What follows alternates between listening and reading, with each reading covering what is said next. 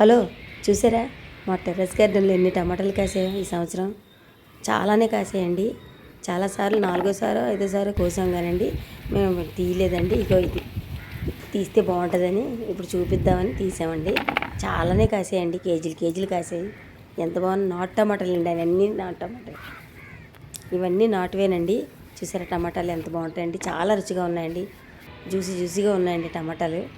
అన్నీ నాటు టమాటాలు వేసానండి ఈ సంవత్సరం నేను. హైబ్రిడ్ మట్టుకు వేయలేదండి. చాలా కాసాయండి, చాలా రుచి కూడా ఉన్నాయండి. మరి చూసేయండి,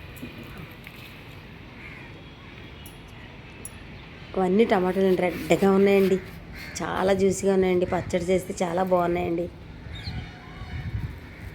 ఇంకా ఉన్నాయండి, ఇంకా అలా లాస్ట్ అయిపోతున్నాయి. ఒకసారి నేను వీడియో తీసేద్దామని తీసానండి. 4-5 సార్లు అయిపోయాయండి. 4-5 కేజీల్లాగా వచ్చాయండి ఈ సంవత్సరం. సారీ, చూసారా ఎంత కలర్ఫుల్గా ఉన్నాయి. మనకు నా టమాటాలు దొరకడం చాలా కష్టం కదండి.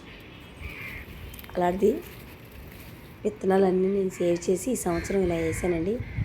వచ్చే సంవత్సరం కూడా నేను విత్తనాలు అలాగే స్టాక్ ఉంచి వేస్తానండి. అంత డ్రై చేసిన తర్వాత ఆరబెట్టి మళ్ళీ వచ్చే సంవత్సరం వేస్తానండి. మరి ఇంకెండలో టమాటాలు అవ్వవు కదండి. మళ్ళీ చలికాలం వచ్చినప్పుడే వింటర్లోనే మళ్ళీ టమాటా గింజలు జల్లుతానండి. నేను నారది నేను కొనండి, విత్తనాలతోటి నేనే వేసి అవన్నీ వేరువేరుగా చేసి మొక్కలు నాటుతానండి. వంకాయలైనా అంతేనండి, టమాటాలు అంతే, నేనే వేసుకుంటానండి. విత్తనాలు సేవ్ చేసుకుంటాను నేను. విత్తనాలన్నీ పై కొన్ని ఒక్కోసారి రావట్లేదండి, ఒక్కోసారి వస్తున్నాయి. అందుకని నేను జాగ్రత్తగా సేవ్ చేసి ఉంచుకుంటానండి. ఇవి అలా సేవ్ చేసినానండి. మరి ఎలాగున్నాయో చూడండి, ఎంత కలర్ఫుల్గా ఉన్నాయో చూసారా. చాలా బాగా తాలింపులో వేయగానే కరిగిపోతున్నాయండి మొక్కలు మెత్తగాని. అదే హైబ్రిడ్ అయితే అలా అవ్వండి, గట్టిగా ఉంటాయండి. చాలా బాగుందండి. నేను ఇవే వంటలో వాడుతున్నానండి, అంతే. చూసారా.